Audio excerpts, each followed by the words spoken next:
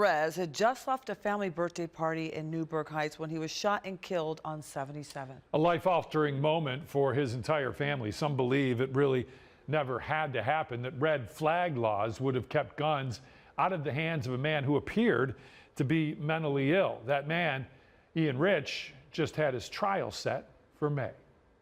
How could you allow somebody like this to have guns in the house? Sally Perez, David's mom, wonders how it all adds up. Ian Rich's own family, according to court orders acquired by 19 News, believed he was in a mental health crisis. Police saw it as well and tried to remove the guns they knew Rich had in his house, one of which he used to shoot David Perez on 77. Why couldn't anybody do anything? In Ohio, it takes a diagnosis of a mental health disorder and then a court order to confiscate guns. Red flag laws allow a temporary removal of guns while that process plays out. Body cam footage shows police serving a court order to Rich for a mental health evaluation. It says mental illness. I do not have a mental. That's what they just. And trying to take his guns. I have an idea with the guns. I have a great idea. What if you are just like, let us take them home at the station for safekeeping, that way nobody can take them from you.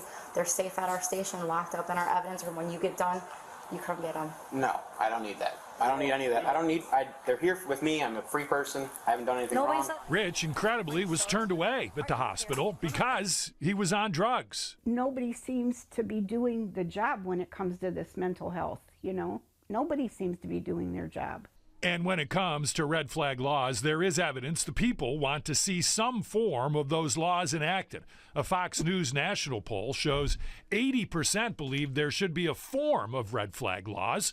A Baldwin Wallace poll from last year pegs 73% of Ohioans in favor of red flag laws.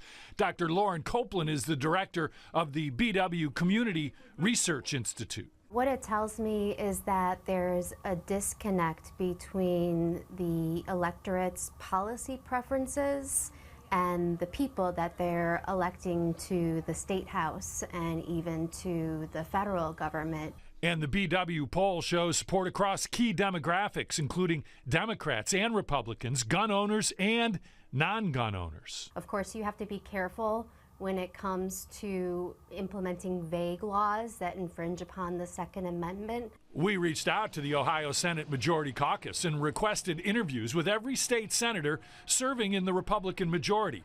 We did not get a response, not even a no comment.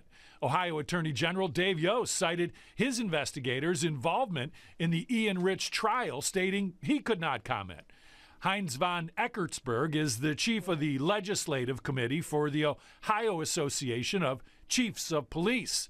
Representing the chiefs 2 years ago, he wrote a letter against Senate Bill 357, introduced by Republican Senator Matt Dolan, that would have created a red flag law. He explained it was simply that version of the law his group opposed. The reason I can't say carte blanche, we're either opposed to or in favor of red flag laws, is because I don't know what that means. There's too many versions out there.